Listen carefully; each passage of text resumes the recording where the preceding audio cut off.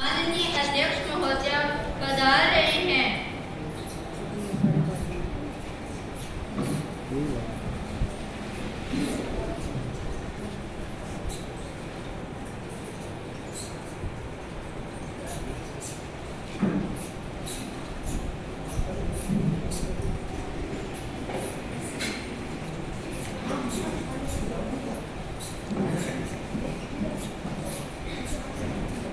नवनिर्वाचित सदस्य को शपथ दिलाई जाए। नवनिर्वाचित सदस्य का परिचय करवाया जाए। अध्यक्ष महोदय, मैं आपसे और आपके माध्यम से सदन में उपस्थित नए सदस्यों का परिचय करवाता हूँ। कुमारी सलोनी, कृषि मंत्री। कुमार अमन, शिक्षा मंत्री। अवकाशन काल आरंभ होता है। महासचिव जी, आज का एजेंडा और प्रश्नों की सूची सभी सदस्यों में बांट दी जाए।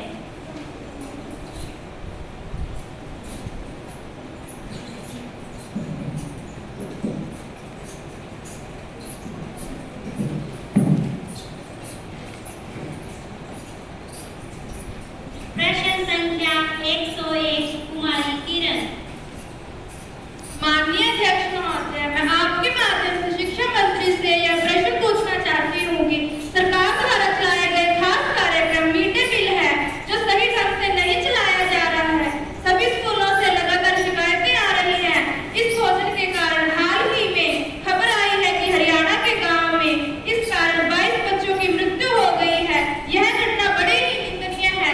सरकार इस पर क्या कार्रवाई कर रही है?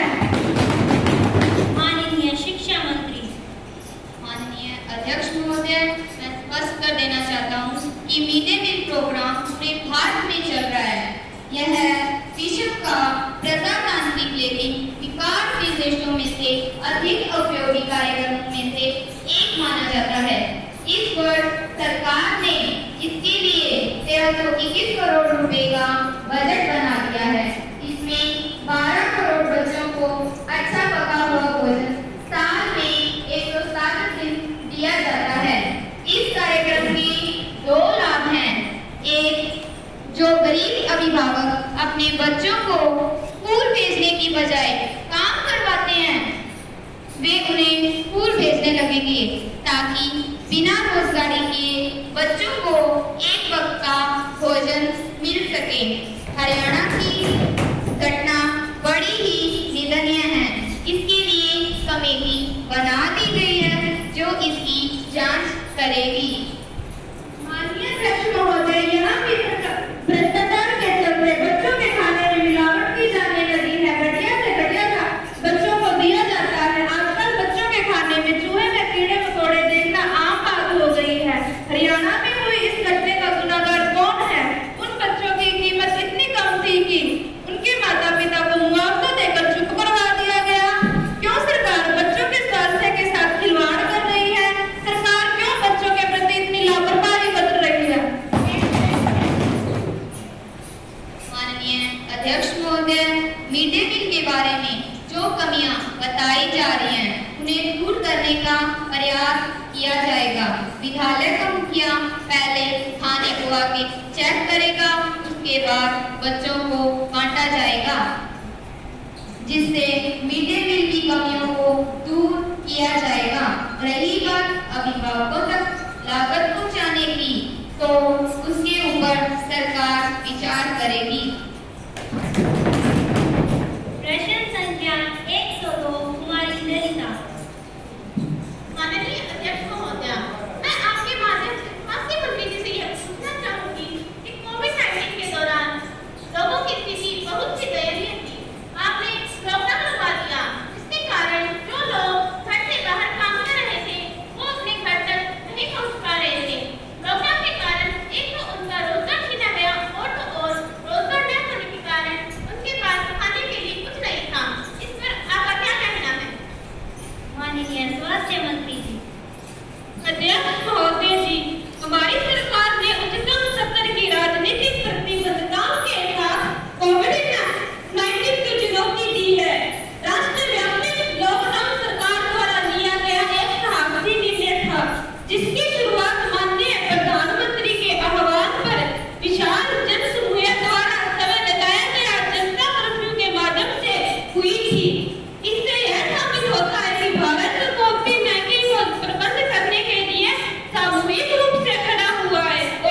देश ने कोविड की इस विपदा को सफलतापूर्वक निवृत्त किया है। यह अनुमान लगाया गया है कि इस फैसले में लगभग 14-29 लाख संक्रमण के मामले और 37 से 78 मौत कम करने में सफलता मिली है। माननीय अध्यक्ष महोदय, इनसे पूछिए कि जो लोग कोरोना के कारण मर रहे हैं, जो लोग भूख के कारण मर रहे हैं, उनके बारे में आपका क्या कहना है? महोदय जी, उस समय अपेक्षित मानकों की PPE का कोई संवेदनशील क्षमता नहीं था। अब हमने इसके बड़े पैमाने पर निर्माण करने और साथ ही निर्यात करने में भी सक्षम है। मैं इस अवसर पर हमारे देशवासी की ओर से माननीय प्रधानमंत्री श्री नरेंद्र मोदी जी को बधाई देता हूँ, जो व्यक्तिगत रूप से लगातार स्थिति पर निगरानी रखते हैं और हमें अपने दिक्कत प्रदान करते हैं। माननीय अध्यक्ष महोदय जी, मैं आपके माध्यम से स्वास्थ्य मंत्री जी से यह भी पूछना चाहूंगी कि जो आयरन की गोलियां स्कूलों में बांटी जा रही हैं, उनके कारण स्कूलों में बच्चों के बीमार होने की शिकायतें आ रही हैं। हरियाणा में 16 लाख बच्चों के बीमार होने की शिकायत आई है। इलाहाबाद में 80, नींद में 15, रेवाड़ी में 20, चपाली में 25, जींद में 97 बच्चों के बीमार होने की खबर आ रही है। सरकार इसके सुधार के लिए क्या कर रही है? अध्यक्ष महोदय जी, वो सही है। आयरन की गोली खिलाने से जो समस्या सामने आ रही है, वह काफी दुखदायक है। प्रदेश के बच्चों में खून की काफी कमी है। इससे उनका शारीरिक व मानसिक विकास प्रभावित होता है। इसके लिए आयरन की गोली खिलाना जरूरी है। स्कूल की मुखिया एवं चिकित्सकों के देखरेख में गोलियां खिलाई जाएगी। यह अभियान को रोका नहीं जा सकता। बीमार व कमजोर बच्चों को पहले 7 mg की गोली खिलाई जाएगी और बाद में खुराक बढ़ा दी जाएगी। थोड़ी सी सावधानी से अगर दवाई खिलाई जाए तो कोई नुकसान नहीं है। प्रश्न संख्या 103 कुमारी ललिता। श्रीमान अध्यक्ष महोदय, मैं आपके माध्यम से कृषि मंत्री से यह पूछना चाहती हूँ कि हमारा देश कृषि प्रधान देश है, फिर भी सरकार कृषि की तरफ कोई कदम क्यों नहीं उठा रही है? श्रीमान अध्यक्ष महोदय, किसान हमारे देश की रीढ़ की हड्डी है। अगर वही कमजोर पड़ गई तो देश कैसे चलेगा? श्रीमान अध्यक्ष महोदय, किसान आंदोलन 3 सालों तक चलता था और सरकार ने उस आंदोलन को हटाने के लिए उन पर लाठीचार्ज किया, उन पे पानी फेंका, उन पे तरह-तरह के अत्याचार किए। श्रीमान अध्यक्ष महोदय, इन्होंने ऐसा क्यों किया? जब श्रीमान अध्यक्ष महोदय, किसान हमारे देश की रीढ़ की हड्डी है, तो फिर ये किसान ऐसा बर्ताव क्यों कर रहे हैं? माननीय कृषि मंत्री। माननीय अध्यक्ष महोदय, मैं आपके द्वारा इन्हें बता देना चाहती हूँ कि जो हमने 3 कानून बनाए थे, वे किसानों को अच्छे नहीं लगे, इसीलिए हमने वे कानून वापस ले लिए। जहाँ तक विपक्ष साथी का कहा है कि हमारी वजह से किसानों पर लाठीचार्ज, पानी फेंकना तथा वो हमारी वजह से आत्महत्या कर रहे हैं, तो ये बात बिल्कुल गलत है। ऐसा कुछ नहीं है। जब किसानों ने किसान आंदोलन किया तो हमने भी इन बात पर चर्चा की। इसी वजह से हमने वे 3 कानून वापस ले लिए। अध्यक्ष महोदय, अगर सरकार को कृषि कानून वापस ले लेने थे तो क्यों इन्होंने वो कानून पारित किए? क्यों चुपचाप सरकार किसानों पर हो रहे अत्याचारों को देखती रही? क्यों सरकार उस वक्त चुप थी जब किसानों पर अत्याचार हो रहे थे?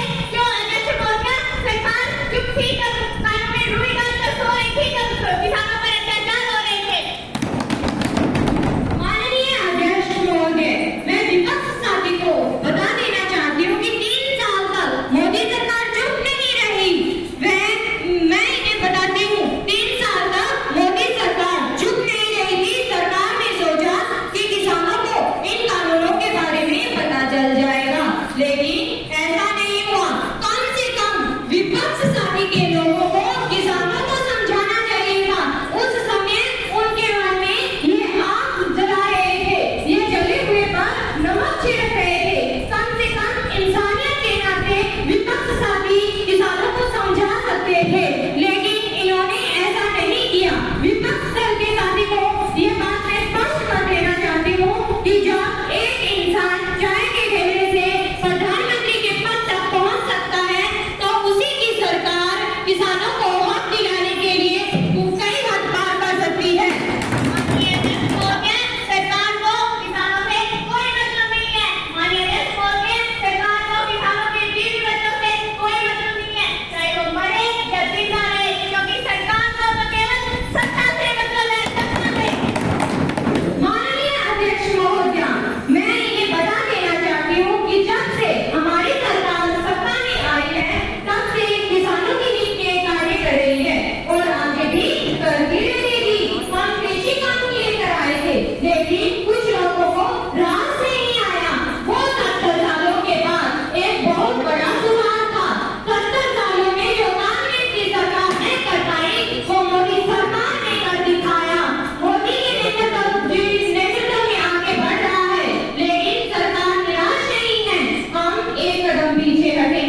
और आगे भी बढ़ेंगे, क्योंकि हिंदुस्तान इस मुल्क की रीढ़ की हड्डी है। जब रीढ़ की हड्डी मजबूत होगी तो हिंदुस्तान अपने आप मजबूत होगा।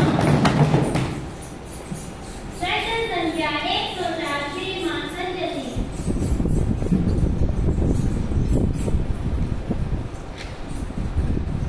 माननीय अध्यक्ष महोदय, मैं आपके माध्यम से हमारे देश के गृह मंत्री से कुछ पूछना चाहता हूँ।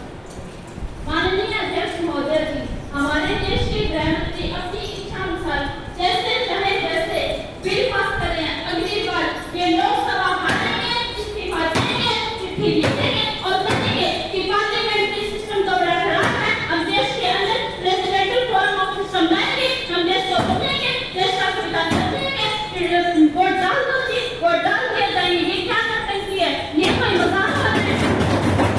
जनतंत्र भारत इस अन्याय को बर्दाश्त नहीं करेगा। मान्यवर, जनतंत्र भारत इस अन्याय को नहीं बर्दाश्त करेगा। और ये कहते हैं सबसे ताकतवर पार्टियां हमारी, सबसे शक्तिशाली पार्टियां हमारी। तो मान्यवर, मैं बताता हूँ, चुनाव के वक्त एक कमाल होता है, और वो कमाल क्या होता है जी? वो कमाल ये होता है कि भारत की सबसे बड़ी पार्टी भारत की सबसे छोटी पार्टी से डरकर भाग जाती है। वो सबूत कहलाते हैं जो इस देश की संपत्ति को बनाते हैं। वो सबूत कहलाते हैं जो इस देश की संपत्ति को बनाते हैं, और वो कपूत कहलाते हैं जो इस देश की संपत्ति को नीलाम करते हैं। हमारे देश में कपूत सरकार चल रही है मान्यवर।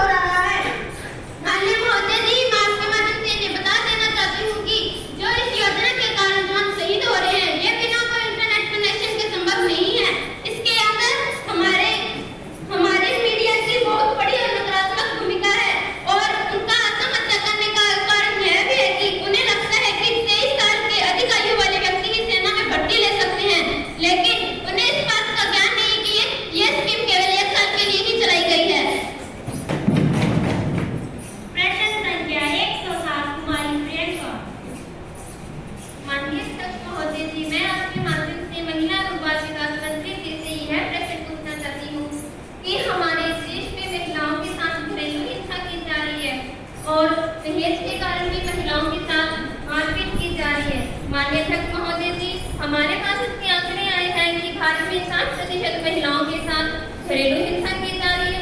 इसमें से 10% महिलाओं की मृत्यु हो चुकी है। माननीय अध्यक्ष महोदय जी, इतना ही नहीं, दहेज के कारण 70% महिलाओं की मृत्यु हो चुकी है। माननीय अध्यक्ष महोदय जी, इन्होंने अगर महिलाओं की सुरक्षा को लेकर कानून बनाए हैं, अगर उनके हितों को लेकर क्या कदम उठाए हैं, अगर उठाए हैं तो क्या उनका पालन किया गया है? माननीय अध्यक्ष महोदय जी, मैं हमारे साथी को बताना चाहती हूँ कि हमारे देश में महिलाओं के साथ हिंसा करने वाले को कड़ी से कड़ी सजा सुनाई जाती है। महिलाओं के साथ मारपीट की जा रही है और महिलाओं को जिंदा जलाने वाले को जेल में डाल दिया जाता है और उन्हें फांसी की सजा भी सुनाई जाती है। और ऐसा आगे से अपराध कोई भी ना करे, उनके लिए ये एक उदाहरण है।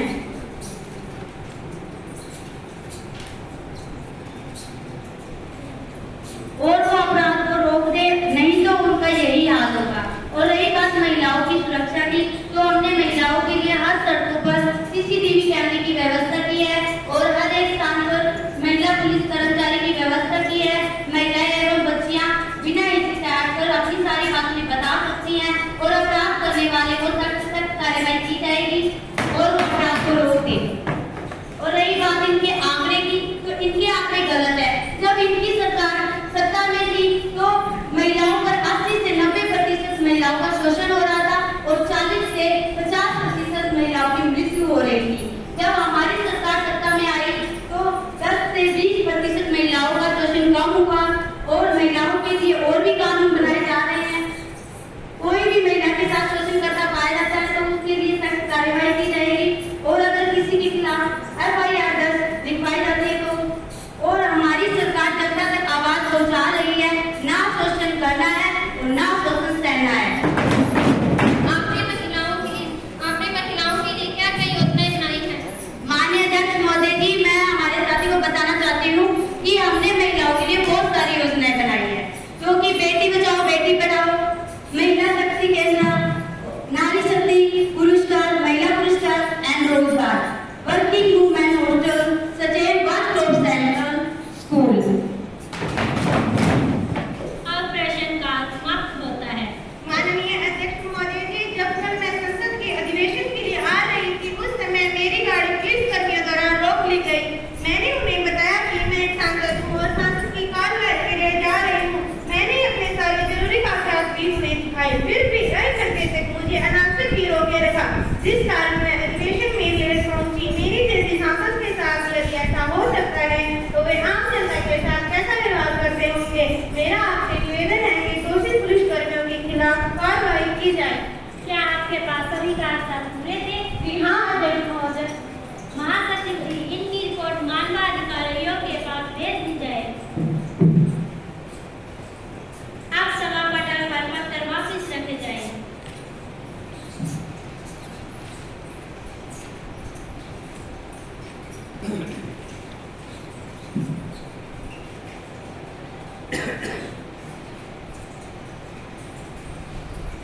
अब हम ध्यानाकर्षण प्रस्ताव पर चर्चा करेंगे। श्रीमान संजय सिंह जी प्रधानमंत्री जी का ध्यानाकर्षण करेंगे।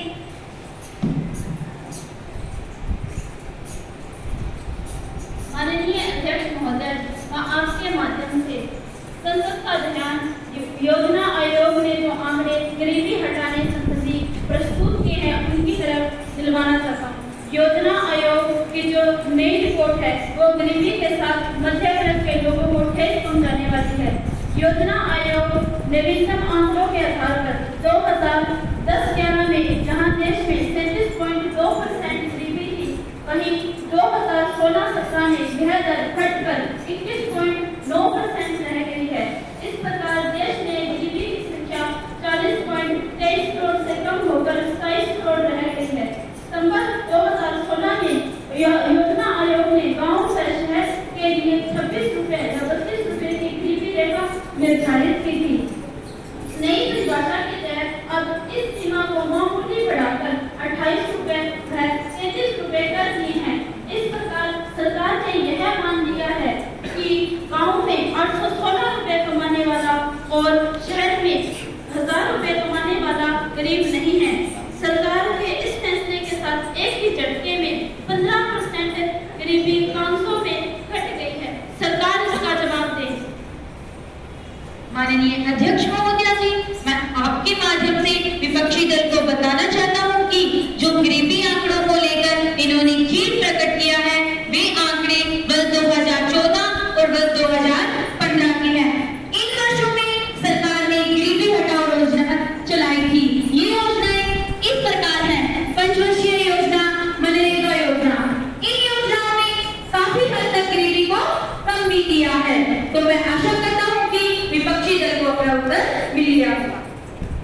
माननीय अध्यक्ष महोदय, मैं आपके माध्यम से प्रधानमंत्री से यह पूछना चाहूंगी कि आप कह रहे हैं कि हमने गरीबी को कम करने की अनेक योजनाएं चलाई हैं, परंतु ऐसा नहीं है। गरीबी को कम करने के बजाय आप गरीबी को और बढ़ा रहे हैं। जैसे गृहिणी की आम जरूरतें, प्याज, टमाटर, एलपीजी गैस, इनके दाम दिनों दिन आसमान को छू रहे हैं।